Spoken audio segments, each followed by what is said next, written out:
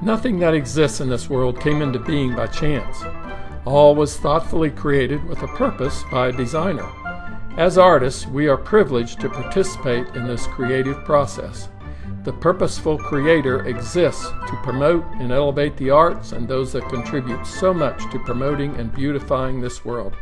I'm your host, John Pototschnik, and I look forward to you joining me on this journey of discovery and learning.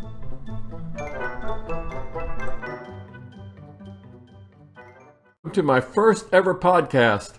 It's exciting, and yet at the same time, it's a little bit scary. As many of you know, I have written a weekly blog for more than 10 years, and in that time, I've interviewed more than 100 artists. And in this new format, hopefully once a month, we'll see how that goes. I want to continue that practice. But in addition, I want to include others involved in or supportive of the arts, buyers and sellers of art, gallery owners, art suppliers, anyone that I believe has something valuable to offer to you, the audience.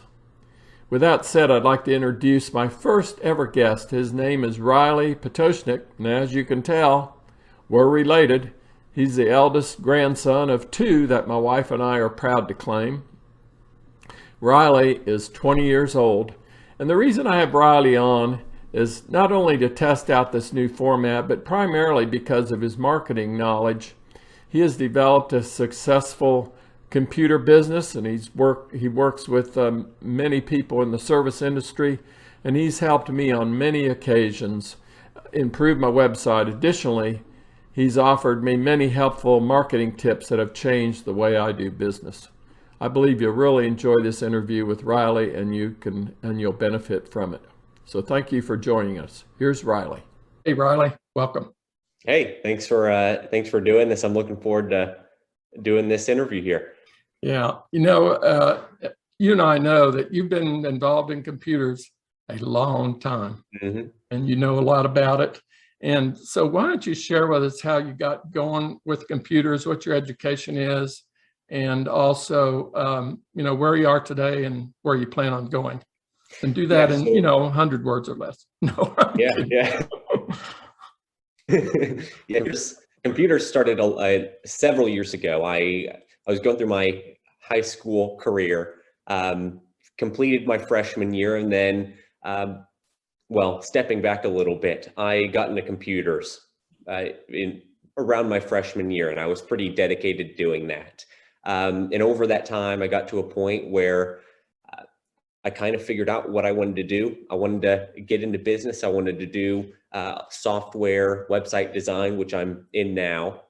And ultimately, I got to that point where I knew where I wanted to go in life. And in my junior year of high school, I went homeschool and just dedicated everything I was doing to software, websites, computers, business, all of that kind of stuff. So that's where I'm at right now. I didn't end up going to college. I'm all business right now. And now I'm building websites for primarily lawn and landscaping companies, but I've helped my grandpa here, John, with his website, his art website. So I do a variety of different websites, but I'm primarily doing website design at the moment, do a little bit of software, and that's ultimately where I want to go.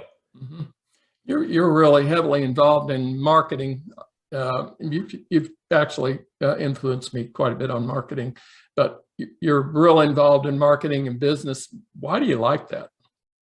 Well, marketing ultimately drives the business, and I like that. I like the strategy, and marketing is very much a lot of strategy, figuring out how you can help people in many ways, how you can get in front of them and actually get your product or your painting across to them. Because ultimately, one trap that I fell into was I was under the mindset you put the product out there and people will come. That's not how it works. using marketing, you can get that product out to people, actually get your expertise out to those people who would love to purchase a product or use your services. And that's a lot of why marketing is super appealing, is it's getting your product, your service out to the masses and actually letting people experience what you do. Yeah, artists, me and well, not me in particular, but artists in general, I think, have a really hard time promoting themselves. We're kind of, in many ways, we work quietly by ourselves in the studio, have little direct contact with people when we're creating. So it's kind of difficult for us to, put our work out there and promote ourselves. How would how do you overcome that? Is that just a mindset deal, you think? Well, artists have a serious expertise that very few people have. It's creating something that looks great, that communicates emotion. So marketing may come on the back foot. You may not prioritize that because you're focusing so much into creating something that's beautiful, that looks great, that again communicates emotion. So you may not put much thought into marketing. But Yeah. when it comes to trying to get your pieces out there and getting people to actually see it and getting it in front of the right people who would actually be looking to purchase something, it's very much changed over time. Previously, maybe galleries, and I'm sure galleries still work, but maybe galleries aren't the primary place people are going to. Of course, it's great to put some of your pieces in galleries because people across the world, depending on where you've put your galleries, could stumble upon something and you may suddenly find the right person. But nowadays, a lot of things are going digital. Yeah. Posting on Instagram, Facebook, doing some YouTube videos. These are things that you could be doing to get it out to more people because people are on social media all the time. If you can create something really interesting, really compelling on these platforms and just make sure that those people browsing social media can stumble upon your paintings, it gives you a much better chance of actually being seen. So social media may be a good place to start if you're struggling with being seen out in the world. Yeah, that's something I think I want to deal with maybe a little bit farther into this interview too. But hey, I wanted to know, with your marketing and business, you've done a lot of reading, obviously. Who have been your biggest influences? Does anybody stand out in particular? There's been a few books. The number one book that I remember that really kind of changed my mindset in terms of what I could potentially do in life, how much I should focus, and just being the one that, I guess, put this way, works the hardest to get the most results, is a book by Grant Cardone called The Who? 10X Rule. Grant Cardone. Grant Cardone. Okay. Yep. He may not be the type of character for everybody. I think he's in Florida. So he has a little bit of a very upfront with you kind of attitude. And the book may be, especially rereading it, it was a little bit overkill, but it was a great book to get me started, to get me thinking in the right way. So that's the number one book that I remember really changing my mindset. So go ahead, Bradley. Yeah, I was just going to say maybe one or two books. I forget the authors of these books, but one of them being How to Win Friends and Influence People. That was another great book. These are the kind of books that are widely recommended and that I've found good influence. And then the other one was Think and Grow Rich. It was another book kind of changing my mindset, thinking the big picture, thinking about how do I get to where I want to go. Those were books that were highly impactful. Yeah. As you know, I've written a book too. And one of the things I talk about in that book a lot is, you can read all the books you want, but applying the things that you read are super important. So do you make notes when you read things like that? And then, do you try to apply things pretty quickly? And is that how you operate? Yeah, I should probably take more notes than I actually do because I tend to read the book and then move on and then I forget. Maybe I don't forget, but it kind of the information that I learned goes on the back burner. So what I either need to do is take notes to refer back to them, or I just need to read the book in a timely manner where it's coming up to a point where I'm actually going to apply the information. That's how I find that I learn the best. If I am learning a subject right before I have the opportunity to actually start doing it and applying the information that I pulled from the book or a video or maybe a conference, that's when I find the information sticks and I'll be able to apply it in a better manner throughout. So if I just read a book and it doesn't have anything to do with what I'm about to do in the near future, I'm gonna have to reread it again to get all the information back in my mind. I lose a lot of information if I don't apply it quickly. Yeah. So when you're, does one thing stand out particularly in your mind and that you learned in marketing that has really made a difference in your businesses? Yeah. So specifically applying to my website stuff, because I'm helping a lot of other businesses with their marketing and figuring out when somebody comes to their website potentially looking for a lawn care service, how do you make sure that you give them the information that they need to feel comfortable and confident in choosing this particular lawn care company? One book that I didn't mention was called They Ask You Answer. It's all about answering questions and being the company that people go to get their questions answered. And with that, you build trust, you build confidence, and you become the one that people can rely on to give you straight answers. You're the one that's answering the questions that nobody else asks. So that's a book that I've really found helpful and that I've felt like it impacted my business. And you could also look at it from the aspect of, or from the perspective of art. When you're putting out a painting, maybe you aren't necessarily answering questions, but you may be wanting to tell a story behind that piece. And I believe you've implemented something like this. Well, through your encouragement, I have. Yeah. And when you give people a perspective of why you came up with the piece, what the story is behind it, buy into it, and you kind of communicate what you're trying to communicate inside the painting, whereas people may have their own interpretation of it. It may be off base with what you were hoping to get across. And with that story, you can get people to really buy into potentially the emotion behind the painting. Yeah, I totally agree with that. I think things I've read too, apart from what you told me, is that people love stories. And when you can tie two things together like that, what you're doing and what I'm doing, tie it together with a story, maybe the reason behind it, what your motivation is, that sort of thing, it makes a connection with people. And I think they can relate better too. Yeah. And if I just make one more example of the website stuff, when I'm looking at a lawn care or landscaping website, you can talk about all the facts and the features of what you do. But the thing that is really going to make people comfortable about potentially hiring a company is being able to buy into a story. What's the story behind the company? So a lot of what we try and push and get them to implement is talking about their story as to why they started the company. Who's behind the scenes? Who am I going to be working with? Making the business feel a bit more human and less like a business transaction. That really goes a long way. So having an About Us page or something on the website to talk about who you are, why you got started, what kind of experience you have, that's incredibly helpful as well. And again, it's something that you can have on your art website as well, talking about who you are, why you got started, what your story is in general. These are all things that can really help over the long term and getting people to buy into who you are and the type of artist you want to be. Yeah, I think that's right, Riley. Hey, I know you're a really hard worker. What's a typical day for you like?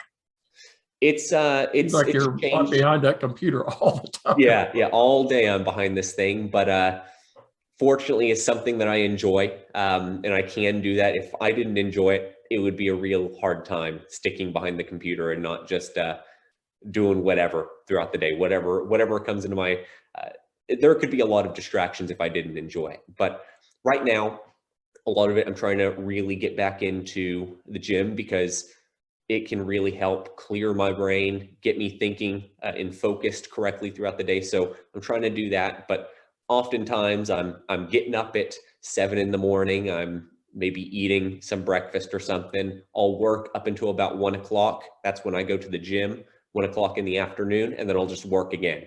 My day's pretty simple. My schedule's pretty simple. It has a lot of flexibility. So anytime I need to help him with the website stuff, I've probably got some time. Yeah. So, but yeah, a lot of projects, things going on. I may have some things here and there, but my schedule is fairly flexible. And I know you got a pretty exciting hobby. You want to share that? Or which, I guess it's not a hobby. It's probably something you really enjoy. And also I wanted to ask you about how important it is to be passionate about your work. Obviously you are, and it makes a huge difference in going forward. As for me too, the same thing. I love what I'm able to do, and same for you. So how important is that, really loving your work? Yeah, kind of like I said, if I didn't enjoy what I was doing, and maybe this is something other people have experienced as well. If you don't enjoy what you're doing, it's going to be really hard to stay focused and get ahead of everybody else. Yeah. So if you love what you're doing, you'll put the time in, you'll put the thinking effort into really taking your art or your business to the next step, and you're going to exceed a lot of the maybe expectations or gather more opportunities that could be out there with just investing time into your business. Hard work ultimately pays off. Not to make this a motivational kind of podcast here, but if you love what you're doing, you have the best advantage because you can put in the hours, you can invest the time, and you can really invest the focus into the art, into in this case art, and making sure that you're honing in your skills, you're improving yourself, because you're always going to be learning something new, and that's something that also comes with enjoying what you're doing. Yeah. You get to learn. You're always looking to learn something new and progress further. So when you love what you do, you've really got an advantage. Yeah, that's what I was going to bring up to you, because the learning doesn't stop, does it? I mean, Yeah. if you want to grow and keep up with your profession, or even ahead of your competition, so to speak, you got to keep after it. Mm-hmm. So you're continuing to read and study stuff related to your business? Yep. Yeah, there's always something that you can learn new out there, and there's plenty of books that can help me progress further. And I have slowed down on books. I need to get back into it because there's always, not saying that I know tons at the moment. There is still a world of information out there that I haven't touched yet and that I can learn. But books, podcasts, things like you're doing right here, starting this podcast, giving people the ability to kind of see what you're doing and what your thought process is, your books, your trainings. These are places where people can go to learn. And learning is incredibly, incredibly powerful, because there's always, and I've said this a few times, there's always somebody out there who has learned a skill or learned a strategy that maybe you haven't learned yet that could give you an edge in your business or whatever you're doing.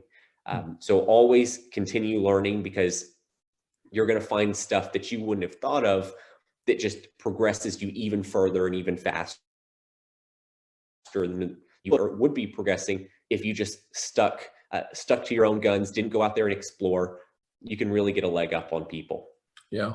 I kind of got sidetracked there too, but I wanted you to just briefly tell people what you do for fun.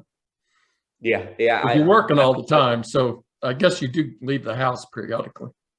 Yeah, periodically, but the number one thing is racing. That's the thing that I love the most. What kind of racing is that? What was that? What kind of racing is that? There's all kinds of racing. Yeah, car racing specifically. So a Mazda Miata is what I race most often.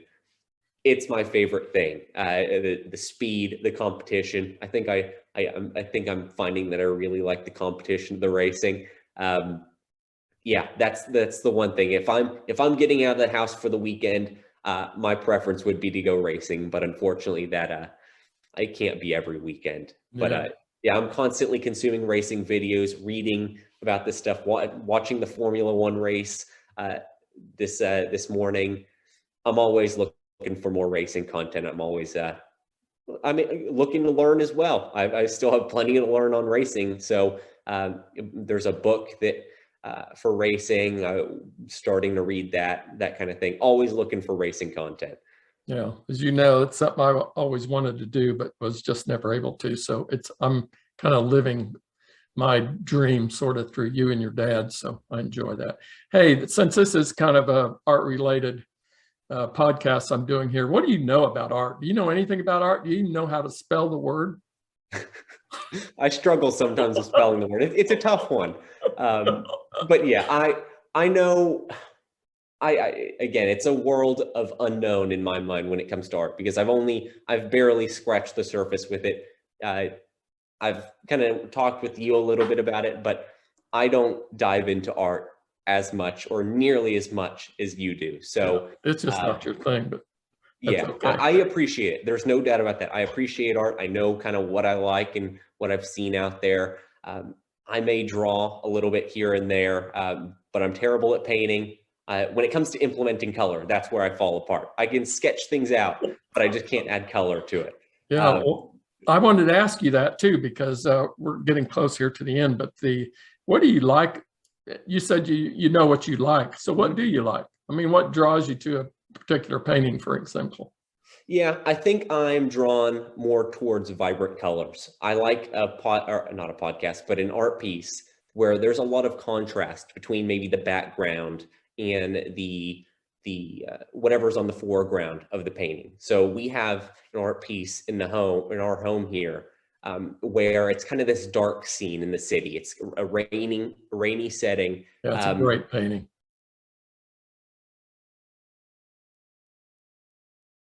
Have kind of these taxi cabs driving through the city, and it's almost like you're looking through a windshield with rain on it, where it dilates the brake lights and the headlights of the cars, and it really almost explodes the color of the brake lights. Yeah. I really like that, with the dark background and the bright colors of the brake lights, and maybe the lights that are turned on in specific rooms of the building in the background.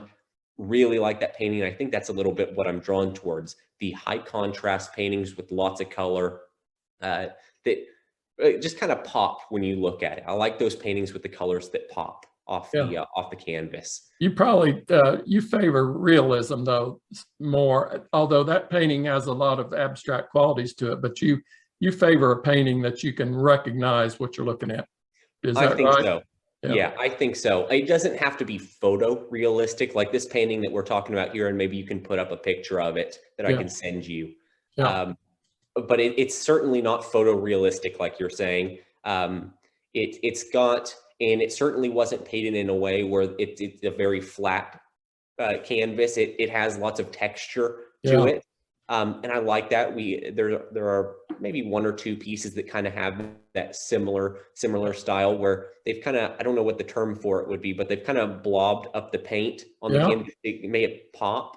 I kind of like that. Yeah. I don't think it's the traditional. It's certainly not the traditional style, but it gives it kind of a 3D looking effect to it. Yeah, it's one of those paintings that when you're up close, you can't tell what in the world's going on, but the farther you get back from it, it all kind of comes together. That's what makes those kinds of paintings very intriguing. Mm-hmm. So maybe I can share that with the audience here when I put this all together. Hey, before we close, I wanted to ask you, if let's just put yourself in the place of an artist. Mm-hmm. So how would you, we're not going to talk about how you establish your career. You already referred to that somewhat through maybe galleries and so forth, but how would you go about establishing your career and maybe creating a brand for yourself and selling your work? How would you go about doing that today?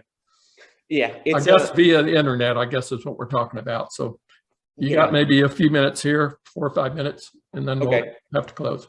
Yeah, it's a tough question, but there are certainly things that you can do, and it's in many ways you have a lot of new opportunities nowadays, because back then when the internet wasn't widely used or wasn't even available, you had to do a lot of work in person, going out, meeting people, and finding maybe ways. I don't know, maybe even the newspaper was a way to promote art. I'm not even sure back then. But nowadays you have things like social media, you have your website,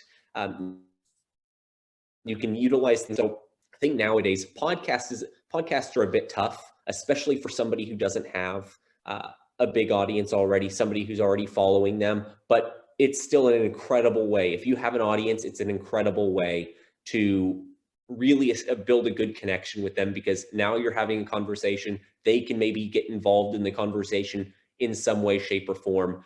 But I think the biggest way when it comes to, or not the easiest, but the best way to maybe start getting yourself out there is Instagram, because Instagram is incredibly focused on photos. You see less of the silly stuff that you may see on TikTok or Snapchat or things like that. It's a lot of people who are in the professional scene really push for Instagram. It's a great way to get your paintings across, and you can build a good audience there.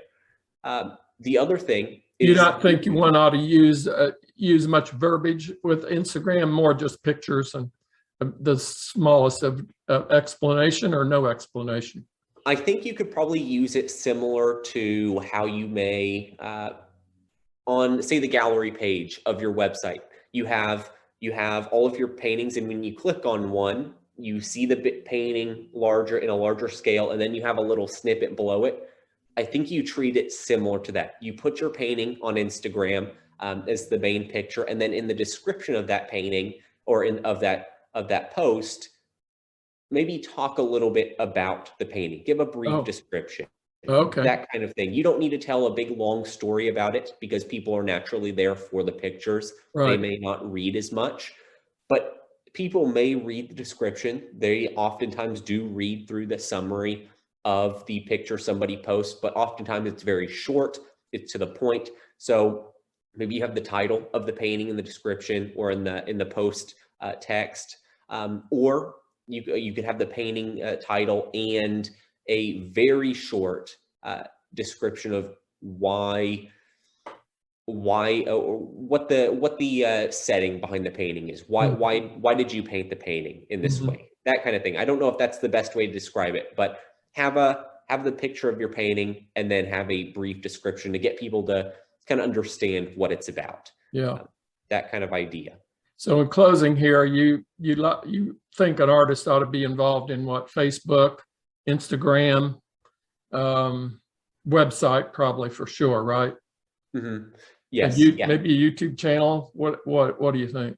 I think if you're really trying to build a brand and become well known, it's worth investing some time into YouTube. Just hop on YouTube, record some videos, and talk about, maybe do a weekly highlight of a painting that you've painted. Get in front of the camera.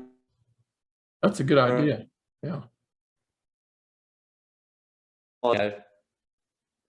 Did I break up there? Yeah, we're breaking up. I don't know what that was. It looks like my internet. It looks like I lost connection there for a second. But yeah, I don't know how much I broke up there where I last left off, but ultimately that weekly painting highlight idea. So standing in front of the camera for maybe a few minutes, have the painting over to your left or right, somewhere next. Just kind of talk about the details of the painting, kind of give a brief idea of maybe the style that you used, the theme behind it, the idea, the emotion. Kind of give people a brief idea, and then that gives you content to post on Facebook. You can even post it on Instagram. There's a lot of things that you can do there to promote it. Ultimately, the idea behind social media, primarily focusing on Facebook, Instagram, maybe even YouTube, is to get your stuff out there. If you're just painting and maybe you just have a website, you may not be found as much as you would be if you were out there on social media, getting your paintings out there in front of people, following well-known artists, maybe striking up some kind of connection with them where maybe they share some of your art. I don't know what the idea is there, but social media opens up a door of opportunities to put you in front of more people who may be likely to purchase your art. Yeah, good. Riley, thanks for joining me here. I want to, folks, if you like this format, I want you to like and comment below. And if you have suggestions of how this can be improved, I would really appreciate that too. You can get more content if you follow me on Facebook. I also have a YouTube channel. I am on Instagram. I, of course, have my website. I write a weekly blog. I also have a monthly newsletter. I do a lot of different things. And you can access all that stuff pretty much if you just Google my name. it'll lead you to about everything. So Riley, thanks a lot for this. I hope you enjoyed it, and I sure did, and appreciate the content you gave us. And maybe we'll do some more. You never know. Maybe so. Best to you with your work, and we'll see what happens. Awesome. Thanks so much. Okay, Riley, thank you.